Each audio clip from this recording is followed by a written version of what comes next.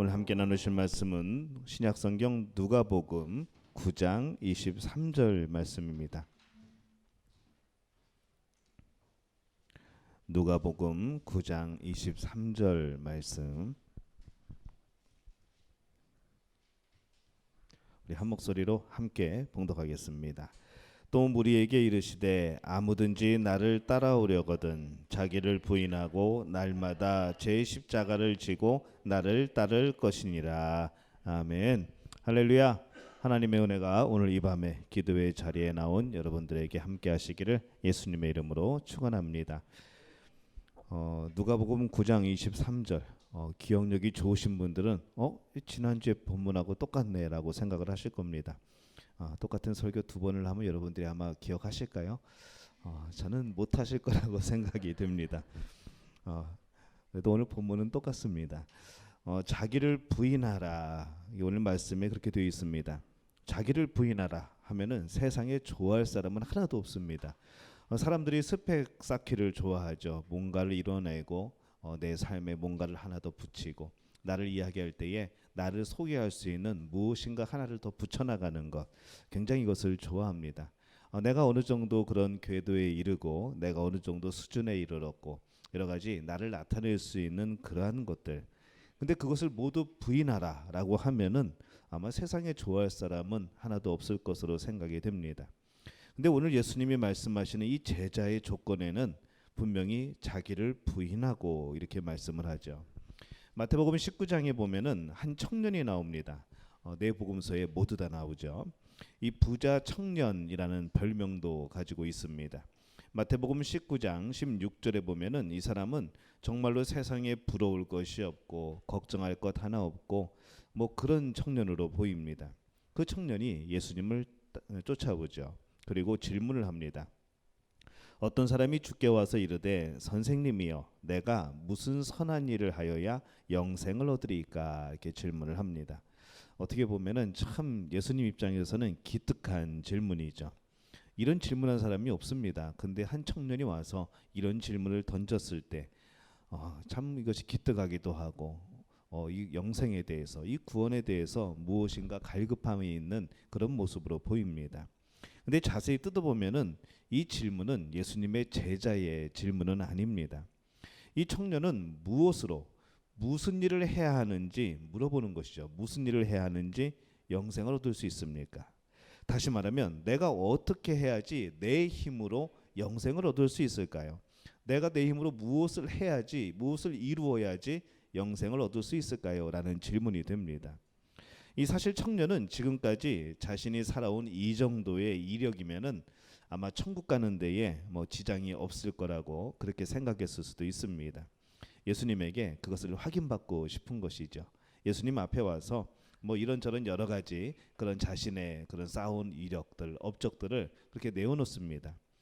내가 또 무슨 일을 해야지 영생을 얻을 수 있을까요? 하면서 어쩌면 자랑하는 마음이 있었을지도 모르겠습니다.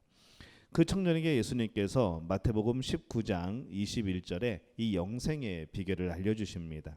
뭐라고 하시는가 하면은 예수께서 이르시되 내가 온전하고자 할진대 가서 내 소유를 팔아 가난한 자들에게 주라. 그리하면 하늘에서 보화가 내게 있으리라. 그리고 와서 나를 따르라 하시니, 이렇게 말씀을 합니다.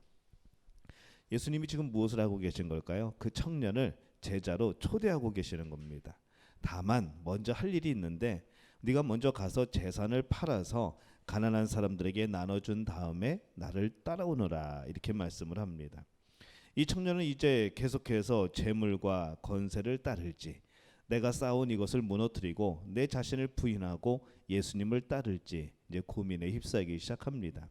뭔가 결정을 해야 되죠. 이 청년은 어떻게 결정을 했을까요? 이 청년은 그 선택 사이에서 결국에는 예수님의 제자가 되는 것을 포기해 버립니다. 예수님을 따르는 사람들은 누구나 이 비슷한 결정을 하게 됩니다. 세상의 길에서 떠나지 않고서는 절대 예수님을 따를 수 없는 것이죠.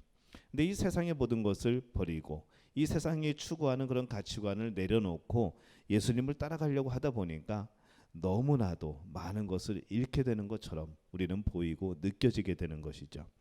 예수님을 믿게 되면은 내가 포기해야 되는 수많은 것들, 내가 금지하고 끊어내야 되는 그 수많은 것들이 떠오르게 됩니다. 그리고 그것이 얼마나 주옥 같은지, 어떻게 그것을 쌓아왔는데, 어떻게 내가 그것을 이루어 놓은 것인데 이것을 버리면서까지 예수님을 따라야 되는가? 내가 이 모든 것을 포기하고 내가 교회를 나가야 되는가? 이런 이제 고민에 쌓이기 시작합니다. 이 청년은 결국 예수님과 재물 사이에서 재물을 택하죠. 자신이 가진 모든 것을 부인할 수가 없었습니다. 여러분이라면 어떤 선택을 내리시겠습니까? 아프리카의 오지로 파송을 받은 선교사가 부족 10명에게 복음을 전하고 예수님을 따르라라고 권고를 합니다. 근데 그 중에 2명이 예수님을 영접을 하죠. 그렇게 이틀이 지난 후에 그 밤에 이 예수님을 영접한 그 청년 둘이 그냥 커다란 짐을 들고 이 선교사에게 옵니다. 이 선교사가 물어보죠. 어떻게 짐을 싸들고 왔냐고 했더니 우리가 예수님을 믿는다고 하니까 집에서 나가라고 그럽니다 라고 말을 합니다. 그래서 짐을 싸들고서는 이 선교사한테 온 것이죠. 이 선교사가 가만히 보니까 이제 그 부족에서는 이제 더 이상 이 청년들을 받아주지 않을 것이고 이제 같이 살아야 되고, 그렇게 가만히 보다 보니까 이 선교사가 괜히 미안한 마음이 듭니다. 그러면서 이 청년들에게 말을 하죠. 참 미안하다고, 예수님을 믿는다는 것이 이렇게 힘들고 어렵다고 그렇게 말을 했더니 이 청년 둘이 이렇게 대답을 합니다. 저희는 그럴 줄 알고 예수님을 영접했습니다. 이미 그 복음이 전해졌을 때에 이 청년은 내가 예수님을 믿는다고 고백하는 그 순간에 나는 집에서 쫓겨날 것이고 그 부족에서 내 짐을 당할 것이고 다시는 돌아가지 못할 것이라는 것을 알면서도 예수님을 영접한 것이라는 것이죠. 그 기로에서 이 청년들은 예수님을 택합니다. 편한 삶이 아니라 예수님을 따르기로 하는 것이죠. 제자가 아니면은 절대 이렇게 살지 못합니다. 제자가 된다는 것은 이런 것이죠. 자신을 부인하고 예수님을 따르기로 매일 선택하는 사람이 바로 제자입니다. 오늘은 선택하고 내일은 내 마음대로 살고 또 모레는 한번 따라볼까 그리고 예수님을 따라가는 그런 삶은 아니라는 것이죠. 내 자신이 가진 전부를 잃는다고 해도 변함이 없는 그런 결심, 결단, 그것이 바로 제자들의 삶입니다.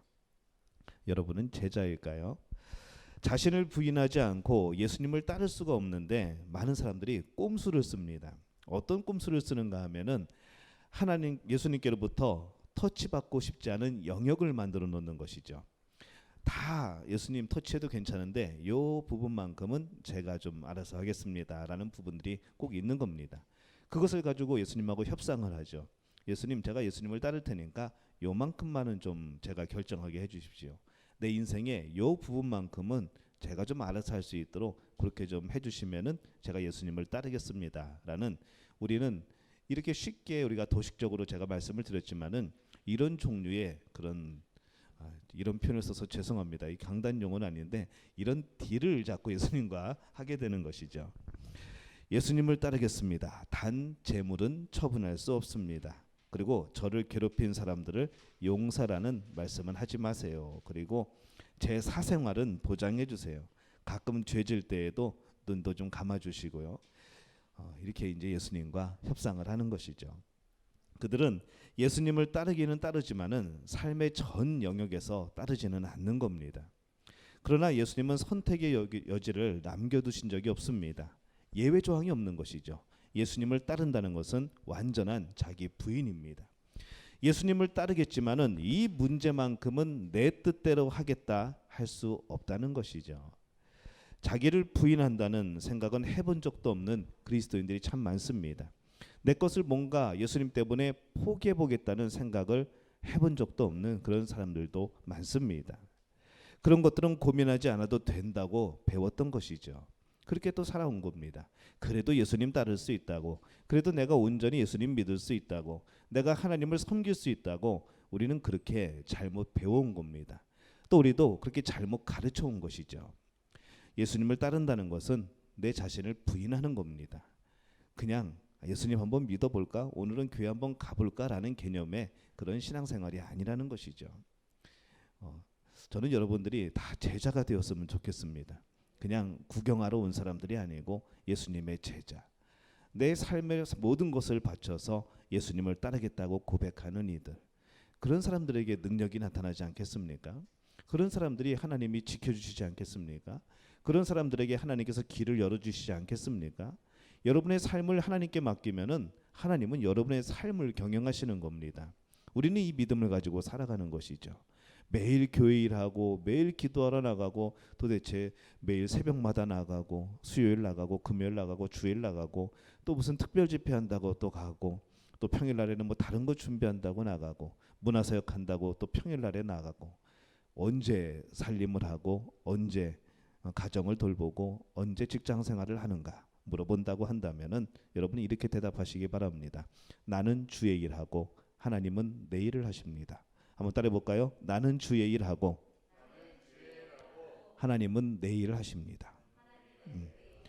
이것이 우리의 믿음 아닐까요? 근데 희한하게 예수님의 제자로 따르는 사람들은 고난도 있지만은 그에 대한 하나님의 놀라운 복들이 주어집니다. 그래서 여러분들 하나님은 여러분의 일을 하시고 여러분은 하나님의 일을 하시기 바랍니다. 그렇다고 다 내팽개치고 뭐 성실하지 못하게 나오라는 이야기는 아닙니다. 여러분의 삶을 지혜롭게 살라는 것이죠. 내 것을 포기하면서까지 예수님을 따르고 믿기로 하는 그 결단을 하시라는 그런 말씀입니다. 예수님의 초대는 너의 전부를 포기하라 하십니다.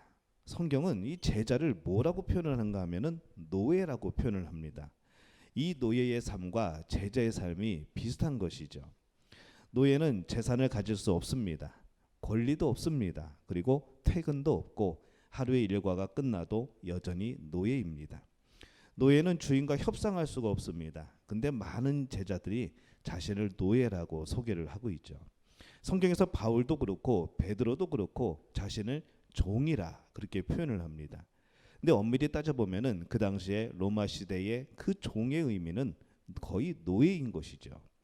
종은 남을 위해서 일하는 일꾼이지만 노예는 남의 소유물입니다. 우리가 예수님을 주님이라고 부르는 것은 내가 종이 아니라 상대적으로 나를 노예라고 여기고 있다는 그런 뜻인 것이죠. 이렇게 우리가 예수 그리스도를 주님이라 부르면서도 노예의 모습으로 살지 않는 모습들을 봅니다. 나는 주의 종입니다 라고 말을 하는 것이죠. 주의 종이라고 해서 꼭 목회자만 주의 종이 아닙니다. 여러분들도 다 주의 종인 것이죠. 근데 사실 그 종은 노예라는 뜻입니다. 내가 결정할 수 있는 것 없고 내가 가질 수 있는 것 없고 내 권리가 없고 그냥 시키는 대로 살아가는 것. 내가 소유되어 살아가는 것. 누구에게 소유가 될까요? 하나님께 소유되어 살아가는 것. 그것이 바로 믿음 안에서의 종의 모습이라는 것이죠. 노예의 모습이라는 겁니다. 자신을 부인하기가 이렇게 어려운 이유 중에 하나가 우리의 욕심 때문에 그렇습니다. 나를 챙기고 나를 위하고 나만을 만족해 하는 그런 습성들. 근데 그러다 보면은 자연스럽게 예수님을 멀리하게 되는 것이죠. 내 것을 챙겨야 되는데 나만을 위해야 되는데 나의 만족을 위해서 살아야 되는데 예수님은 자꾸 옆에서 뭐라고 하시는가 하면은 나도 좀 챙겨줘 그러십니다. 나를 좀 위해줘라고 말씀하시는 거죠. 나를 좀 만족하게 해줘라고 말씀하시는 겁니다. 그 사이에서 우리는 무엇을 선택하는가? 날마다 그 선택의 기로에 우리는 서 있는 겁니다. 세상에서의 노예는 자기가 되고 싶어서 하는 사람이 없습니다. 근데 구약 성경에 신명기 15장 16절 17절에 보면은 스스로 원해서 노예가 되는 경우가 있습니다. 어찌 되어서인지 6년 동안 노예로 일한 다음에 이제 7년째에 이제 안식년이 되어서 자유를 얻게 되는데 그 노예가 나는 나가기 싫다고 그러는 것이죠. 나는 당신의 노예가 되고 싶다고 그럽니다. 스스로 원해서 노예로 남기로 원하는 사람들이 있습니다. 여기에는 스스로 노예가 되려는 이유가 나오는 것이죠. 신명기 15장 16절에서 17절에 읽습니다. 종이 만일 너와 내 집을 사랑함으로 너와 동거하기를 좋게 여겨 내게 향하여 내가 주인을 떠나지 아니하겠노라 하거든 송곳을 가져다가 그의 귀를 문에 대고 뚫으라. 그리하면 그가 영구히 내 종이 되리라. 내 여종에게도 그같이 할지니라. 이렇게 말씀을 합니다. 7년 되면은 다 풀려나는데 희년이 되면은 모든 것이 풀려나오고 돌아오고 다 원위치로 돌아가는데 그 집에 영원한 종이 되려면은 이렇게 하면 됩니다. 나는 당신의 종이 되겠습니다. 나는 당신을 사랑하기 때문에 당신의 집을 사랑하기 때문에 난 여기서 당신의 노예로 살아가는 것이 너무나도 행복하고 좋습니다. 나를 영원한 종으로 삼아주세요. 노예로 삼아주세요. 하고 그러면 주인이 귀에다가 문틀을 대고 송곳으로 탁 때려 박는 것이죠. 어우, 잔인하죠. 근데 그게 바로 하나님이 정해놓으신 이 종이 되는, 노예가 되는 방법입니다. 모르는 사람이 들으면은 미쳤다고 그럴 겁니다. 하지만 어리석어 보이지만 정말 주인이 좋다면, 그 집이 정말로 좋다면, 그 집은 그 주인은 얼마나 또 그에게 잘해줬을까요? 그것을 생각해서 나는 이 집의 노예로 살고 싶다라고 하면은 그렇게 행하는 겁니다. 마찬가지로 우리는 주님을 사랑해서 그분의 노예가 된 사람들입니다. 그런데 이상한 것은 분명히 주님의 노예가 되었는데, 소속이 되었는데, 소유가 되었는데 자유함이 있고 기쁨이 있고 우리 안에 평안이 있는 것이죠. 바로 이 예수님이 안에서 우리가 구원받고 예수님의 노예 종으로 살아가는 그것을 바로 이 신명기에서 미리 말씀을 하신 것이죠. 자기를 부인하라고 하면은 손해라고 생각할지 모르겠습니다. 근데 오히려 우리는 정반대이죠. 내 자신을 부인하고 예수님을 따랐더니, 예수님의 제자가 되었더니, 나의 모든 것을 포기하고 예수님의 노예가 되었더니 영원한 생명이 주어집니다. 영원한 천국이 우리 앞에 있죠. 우리는 하나님의 돌보심을 받습니다. 성령의 인도하심을 받습니다. 우리가 가는 곳 그 어느 곳이나 하나님이 예배하시고 인도하시고 그 손으로 역사해 주십니다. 분명히 노예인데 우리는 이 놀라운 복들을 받고 살아가는 줄로 믿으시기를 바랍니다. 이 마태복음 19장에서 예수님은 부자 청년에게 전 재산을 팔고 그분을 따르라라고 합니다. 그 청년의 반응이 어떨까요? 마태복음 19장 22절에 보면은 이 청년이 이렇게 설명을 합니다. 그 청년이 재물이 많음으로 이 말씀을 듣고 근심하며 가니라. 이 어쩌면 우리들의 모습이 아닐까라고 생각을 해봅니다. 여러분이 정말 은혜 받고 정말 하나님 앞에 결단하면서 난 이제 주님을 평생 따르겠노라고, 난 이제 주님의 제자가 되겠노라고, 주의 종이 되겠노라고, 노예가 되겠노라고 할 때에 예수님이 그러면 다 팔고 나에게로 와라고 말씀하시는 것이죠. 가난한 사람들에게 다 나눠주고 나를 따르라. 그럴 때 여러분 마음에는 근심이 생겨나는 겁니다. 갈등을 하죠. 그리고 결국에는 예수님이 아닌 다시 내가 가진 것들을 유지하기 위해서 살아가는 그런 모습들이 많다는 겁니다. 예수님께서 자신을 부인하고 노예가 되라고 합니다. 어떻게 보면은 참 너무 무리한 요구가 아닐까라고 생각이 드는 것이죠. 근데 가만히 생각해 보면은 우리 주인은, 예수님은 우리에게 늘 풍족하게 공급해 주십니다.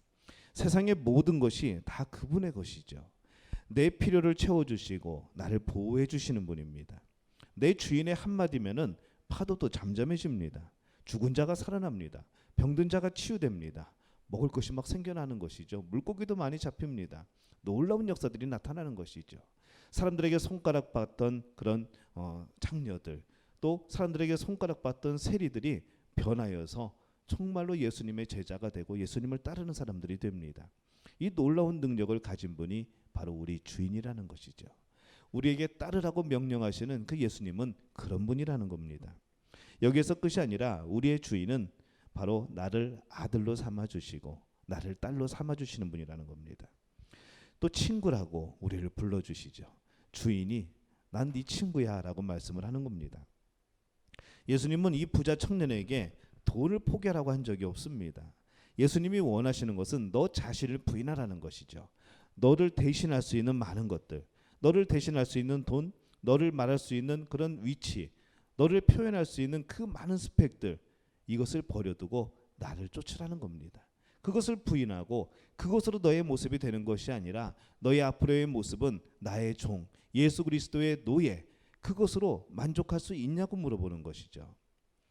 예수님은 뭘 팔으라고 하는 것이 아닙니다. 오늘 여러분에게도 예수님이 묻습니다. 우리가 가진 모든 것, 나의 위치, 나의 스펙, 나를 표현할 수 있는 그 많은 것들, 그런 표현들, 그걸 다 접어두고서라도 나를 따를 수 있겠는가? 예수님의 제자, 예수님의 노예, 하나님의 종, 그 표현만으로도 기뻐하며 감사하며 살아갈 수 있겠는가?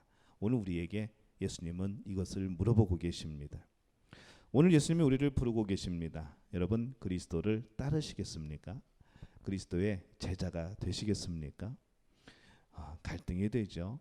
이렇게까지 따라야 되는가? 근데 예수님이 주시는 것을 생각하면, 예수님이 진정 누구인지를 알면은 다 버리고 따라가도 절대 손해 보는 것이 아닙니다.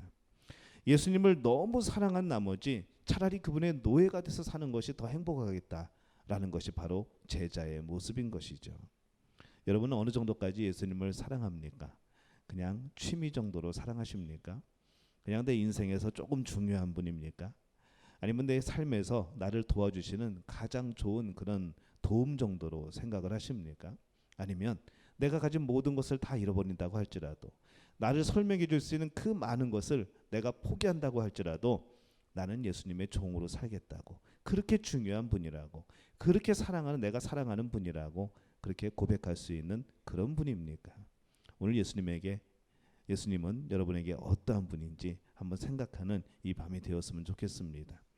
나를 위해서 십자가에 못 박히신 예수님, 그 피를 흘리면서도 우리를 국률하게 보시고 그 아픔도 참으시고 우리를 구원하시겠다는 그 한 가지 목적을 가지고, 내가 죽어서라도 너희를 구원할 수 있다면, 너를 살릴 수 있다면은 나는 이렇게 죽는 것이 행복하다고 하시는 그런 예수님의 모습을 보면서 여러분이 예수님께 고백한 사랑은 어느 정도였을까요? 정말 마음을 다한 그런 고백이었을까요? 아니면 그냥 형식적인 고백이었을까요? 오늘 이 밤에 우리의 마음을 다시 한번 살폈으면 좋겠습니다. 나는 정말 예수님 사랑한다고, 나의 모든 것을 다 부인하더라도 나는 예수님을 사랑한다고, 예수님의 노예가 되더라도, 그 종이 되더라도 나는 그게 더 행복하다고 고백할 수 있는 이 밤에 우리 믿음의 가족들이 되어지시기를 예수님의 이름으로 축원합니다.